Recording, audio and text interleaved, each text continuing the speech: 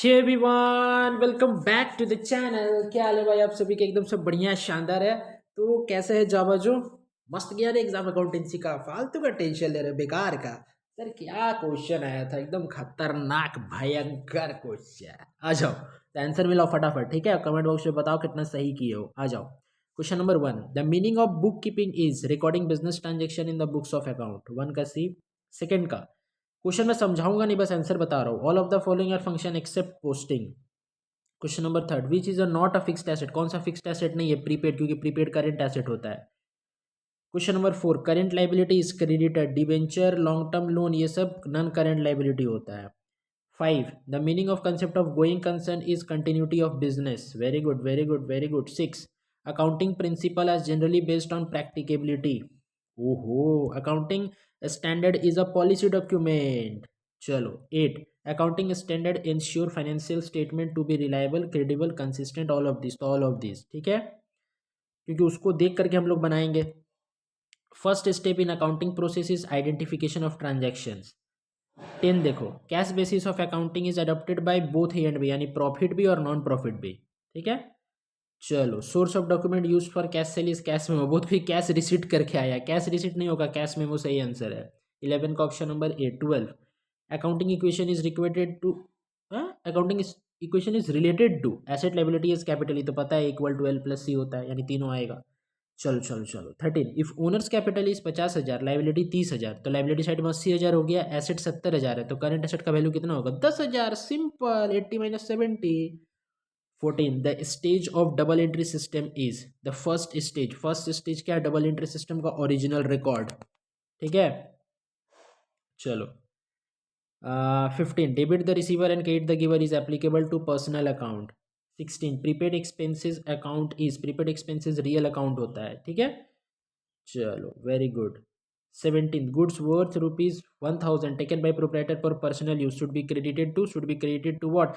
Purchase account, क्योंकि personal use के लिए तो drawings account debit to purchase, तो परचेज क्रेडिट होगा ना। Yes sir. The process of recording the transaction is journalising. Cash column of two column cash book always has debit balance. Debit balance होता है cash column का। The balance of petty cash book is a liquid asset, वो एक liquid asset होता है। ठीक है। 21, the imprest system pertains to petty cash book. 22nd, posting is done in ledger. 22 का option number B. 23rd, the number of columns. ओ भाई, ये तो एकदम एग्जैक्ट क्वेश्चन दे दिया है, जो मैंने कल ही करवाया था शायद ना, मॉडल पेपर का था। Question number 5, sorry option number D. 5 column बनेगा, 23 का option number D. 24, purchase book is use to record all credit purchase of goods. All credit purchase of goods और all credit purchase of asset वो दूसरा चीज है। ठीक है। A ledger is a principal book. Debit balance of nominal account indicates expenses. Debit all expenses and losses. Paid all income and gains.